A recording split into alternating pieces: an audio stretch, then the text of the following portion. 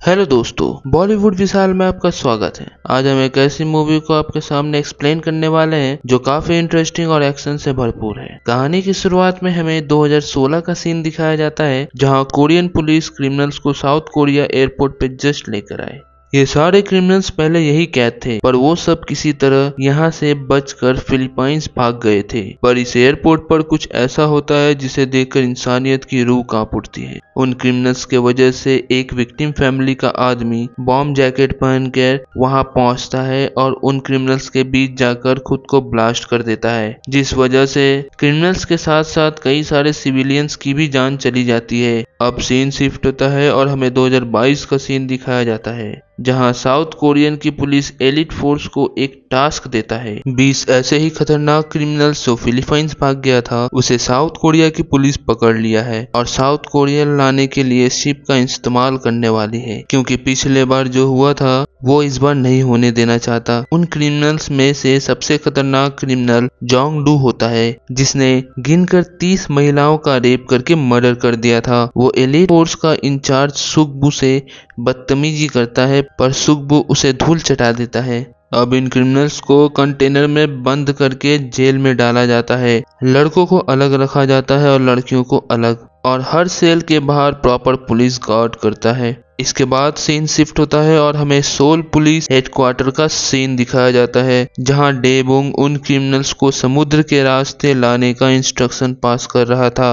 डेबोंग यहाँ से सारे लोगों पे नजर भी रख रहा था। इस तरफ सोगबू सारे पुलिस वालों को क्लियर इंस्ट्रक्शन दे रहा था कि कोई भी क्रिमिनल किसी भी तरह का बदमाशी करेगा तो उसे शूट कर देना। ऐसे तो सारे क्रिमिनल्स को सोगबू ऑब्जर्व कर पा रहे थे, पर उनमें से एक ली नाम का बंदा बहुत मिस्टीरियस साउंड कर रहा था। वो चुपचाप रहता था और इसी बात की डर सुगबू को भी थी। इधर फीमेल क्रिमिनल्स में भी एक बंदी मियोंग, जिसका क्रिमिनल रिकॉर्ड काफी डेंजर था। वो अपने हस्बैंड और पेरेंट इन लॉ का खून कर दिया था। इन फीमेल क्रिमिनल्स को गार्ड करने वाली लेडी ऑफिसर का नाम डिगोन था। दूसरी तरफ हम एक मेल डॉक्टर को उसके फीमेल असिस्टेंट के साथ देखते हैं। असिस्टेंट का नाम योंगी था। वो अपने काम में बिजी थी, पर उसके साथ आए डॉक्टर कुछ छिपा रहे थे। वो कुछ इक्विपमेंट और मेडिसिन ड्रग अपने साथ कैरी करता है जिसे कैरी नहीं करना चाहिए था। दूसरी तरफ किचन स्टाफ के लोग, सुगबू उसके टीम और सारे क्रिमिनल्स का खाना बनाता है। इधर वो डॉक्टर सबसे छिपाकर इंजन रूम के तरफ जाने लगता है। उस रूम में एक कैदी सोया हुआ था जिसे सोने की मेडिसिन देने का टास्क उस डॉक्टर को मिला था। इस कैदी का नाम अल्फा था और वो काफी खतरनाक कैदी है। इस कैदी के बारे में सुगबू को भी पता नहीं था। दरअसल अल्फा को इस शिप में एक मिशन के लिए चोरी छुपे लाया गया था। इसे लाने वाला और कोई नहीं, डेबोंग था। वो अल्फा से रिलेटेड कुछ डॉक्यूमेंट्स चेक कर रहा था। दूसरी तरफ जोंगडू अपने मुंह में एक वायर छिपा कर रखा था जिसे वो बाहर निकालता है और अपनी हथकड़ी खोल लेता है। उसके बाद वो वायर अपने साथी को दे देता है।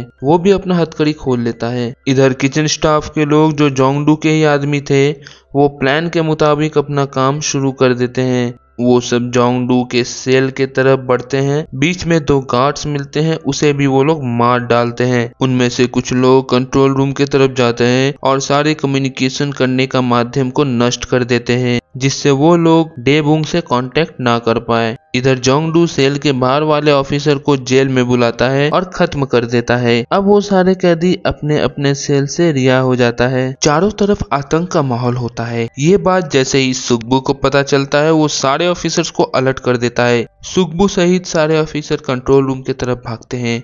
डिगोन भी उन लोग के साथ होती है। कंट्रोल रूम के पास पहुंचने के बाद सुगबू को यह पता लग जाता है कि कंट्रोल पहले से इन क्रिमिनल्स के हाथ में जा चुका है। अब सुगबू और डिगोन का उन लोग के साथ फाइट स्टार्ट हो जाता है। कुछ देर की फाइट के बाद लास्ट में सुगबू को टीम बाजी मार जाती है। डिगोन ऊपर कंट्रोल रूम में जाकर देखती है तो एक क्रू मेंबर जिंदा था। वो डेबोंग से कांटेक्ट करने का उपाय पूछती है। क्रू मेंबर कहता है कि इंजन रूम में आप जाओ, वहां पे एक सैटेलाइट फोन आपको मिलेगा, उसके जरिए तुम लोग कांटेक्ट कर सकते हो। दूसरी तरफ जोंगडू शिप को हाईजैक करने का प्लान कर रहा था। वो बाकी बचे कैदी को छुड़ा लेता है। उनमें ली भी होता है। ली को वो प्लान हाईजैक करने के प्लान में शामिल होने को बोलता है, पर ली शामिल होने से मना कर देता है। आखिर ऐसा वो क्यों करता है? क्योंकि ली को लगता था कि अगर वो शिप हाईजैक करने का सोचता है तो वो बहुत बड़ी मुसीबत में पड़ सकता है। खैर जोंगडू बाकी साथियों को लेकर इंजन रूम की तरफ बढ़ता है। जोंगडू के लोग ऑफिसर्स की बॉडी को फ्रीजर में डालने लगते हैं। फ्रीजर के बाहर की पाइप लीक होती है जिस वजह से खून के छींटे अल्फा के चेहरे पर गिरने लगता है। अल्फा जो गहरी नींद में था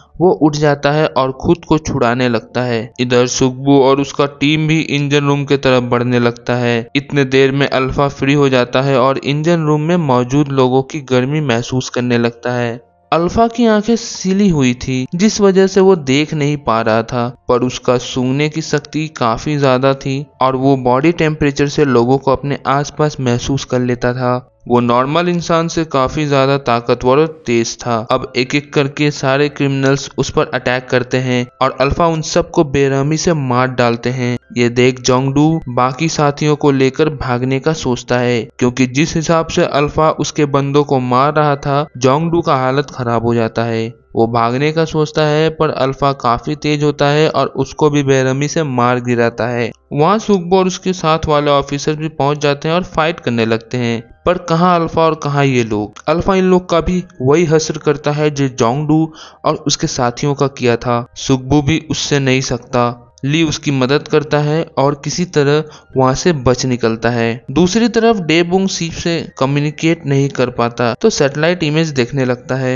उससे डेबुंग को समझ आ जाता है कि उस शिप में बहुत मार काट हुआ है और पता नहीं सुगबू जिंदा है भी कि नहीं। तब अचानक से उसके कॉल पे किसी सीईओ का कॉल आता है और सीईओ के सीने में भी अल्फा जैसा टैटू था। यहाँ हमें ये जानने को मिलता है कि सीईओ के कहने पर डेबुंग अल्फा को शिप के जरिए यहाँ ला रहा था। सीईओ और अल्फा में कुछ न कुछ तो संबंध है। शिप में 2 क्रू मेंबर जो बच गया था वो किसी तरह लाइफ बोट के जरिए भागने की कोशिश करता है, पर इतने में वहां अल्फा पहुंच जाता है और उसे बेरहमी से मार डालता है। योंग जो कि इन्फर्मरी में था वो कातिल को देख लेता है। इतने देर में अल्फा विंडो से हाथ बढ़ाता है और उसे एक झटके में मार डालता है। डोर अंदर से लॉक था बोलकर वो अंदर नहीं आ पाया। वहां सुगबू पहुंच जाता है और उस डॉक्टर को पूछता है कि ये क्रिमिनल कौन है, इसके बारे में हमें क्यों नहीं पता। डॉक्टर कहता है मुझे इसे नींद की दवा देकर सुलाने का टास्क दिया गया था, पर पता नहीं ये कैसे उठ गया। सुगबू अब सिचुएशन संभालते हुए कहता है कि तुम लोग यहाँ से जाओ, मैं इसको देखता हूँ। दूसरी तरफ जोंगडू के सिर्फ 2 साथी बचे हुए थे जिन्होंने सारे ऑफिसर को मार दिया था। अब अल्फा इन दोनों के पीछे पड़ जाता है। ये लोग एलिवेटर से भागने का सोचता है पर किसी तरह उनमें से एक की मौत हो जाती है। सुगबू को कुछ समझ नहीं आ रहा था। वो अब सामने से अल्फा से फाइट करने की ठान लेता है और होता भी ऐसा ही है। अल्फा काफी तेज होने की वजह से सुगबू पे भारी पड़ता है और बेरहमी से उसे मार डालता है। दूसरी तरफ हम ली और कुछ और लोगों को देखते हैं जो अल्फा के कैबिन में पहुंच जाता है, जहां उन लोग को ये पता चलता है कि अल्फा 1943 का सोल्जर है और वो कभी बूढ़ा नहीं हो सकता। वो फिलीपाइंस गया था युद्ध लड़ने के लिए, पर जापानीज उसे पकड़ लेते हैं और सुपर ह्यूमन बनाने का रिसर्च करने लगते हैं। फॉर्चुनेटली अल्फा के गुण नॉर्मल इंसान से काफी अधिक बढ़ जाती है। उसके स्मेल करने की शक्ति बढ़ जाती है और उसके बॉडी सेल पे एज का कोई इफेक्ट नहीं होता। मतलब इनडायरेक्टली हम उसे अमर भी कह सकते हैं। एक्सपेरिमेंट के बाद सारे डॉक्टर्स खुश होने लगते हैं, पर तभी अल्फा उठ खड़ा होता है और एक एक करके सारे डॉक्टर्स को बेरहमी से मारता है। सीन प्रेजेंट में शिफ्ट होता है और हम डेबुंग को देखते हैं जो एलिट फोर्स के साथ कार्गो शिप की तरफ बढ़ रहा था। उन सभी ने एक एक इंजेक्शन का डोज लिया था जिससे उन लोग की फुर्ती और चालाकी अल्फा जैसी हो जाए। शिप पे पहुंचने के बाद उन लोग की मुलाकात मियोंग से होती है जो उनसे हेल्प मांग रही थी, पर डेबुंग उसे शूट कर देता है क्योंकि वो यहाँ सिर्फ अल्फा को पकड़ने आया था। डेबुंग के लोग सारे सर्वाइवर को भी खत्म कर देता है पर ली को छोड़ देता है। आखिर ऐसा क्यों करता है वो लोग? डेबुंग ली को पहले से जानता था इसलिए वो उसे खत्म नहीं करता। दरअसल ली भी अल्फा जैसा ही था और उसके ऊपर भी एक्सपेरिमेंट हुआ था। यहाँ ली जानबूझकर डेबुंग के सामने आया था। दरअसल डेबुंग और उसका सीक्रेट ऑर्गेनाइजेशन कुछ आर्मी ऑफिसर्स पर एक्सपेरिमेंट करने के लिए लैब लेकर आए थे। उनमें ली भी शामिल था। वो इन सब को प्रोजेक्ट वुल्फ हंटिंग के अंडर सुपर ह्यूमन बनाना चाहते थे, पर अनफॉर्चुनेटली सारे जवान मारे जाते हैं। पर ली के ऊपर एक्सपेरिमेंट चल जाता है और वो डेबुंग एंड सीक्रेट ऑर्गेनाइजेशन से बचकर सरवाइव करने लगता है। कुछ दिनों बाद वो शादी भी कर लेता है और फिर उसका एक बेबी बॉय भी जन्म ले लेता है। ली अपने परिवार के साथ काफी खुश होता है, पर उसकी खुशियों को डेबुंग की नजर लग जाती है।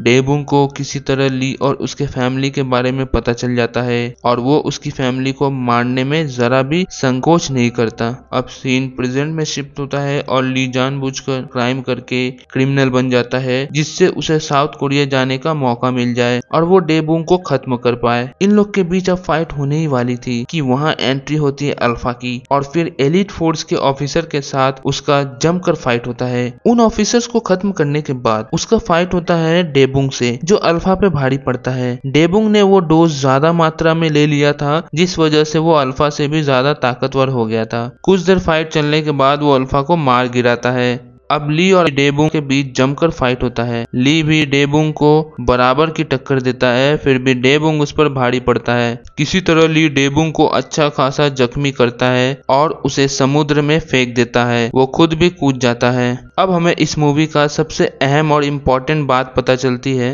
सीईओ भी एक सोल्जर था जिसके ऊपर भी जापानीज लोगों ने एक्सपेरिमेंट किया था। एक्सपेरिमेंट के बाद सीईओ अल्फा से काफी ज्यादा ताकतवर हो गया था और यहीं से उसे ख्याल आया कि वो एक सुपर ह्यूमन का टीम बनाएगा जो उसके इशारों पे काम करेगा। वो इस एक्सपेरिमेंट के लिए एक बच्चा को कैद करके रखता है और ये बच्चा और कोई नहीं, ली का बेटा था। डेबुंग जब ली का फैमिली को खत्म करने गया था तब उसे पता चला कि ये बच्चा बिना एक्सपेरिमेंट के ही सुपर ह्यूमन पैदा हुआ है और इसमें इसके बाप की शक्तियां भी है। वो तभी से उसे सीईओ के पास छोड़ गया था। दूसरी तरफ ली डेबुंग को पानी में डुबाने के बाद सीक्रेट ऑर्गेनाइजेशन को खत्म करने का मन बना लेता है, क्योंकि इसी सीक्रेट ऑर्गेनाइजेशन की वजह से उसका परिवार उससे दूर हो गया था। कहानी यहीं पर समाप्त हो जाती है। एक्सप्लेनेशन अगर अच्छा लगा हो तो हमारे चैनल को ढेर सारा प्यार दे, लाइक शेयर एंड सब्सक्राइब करना ना भूलें। चलते हैं, तब तक के लिए bye bye and take care.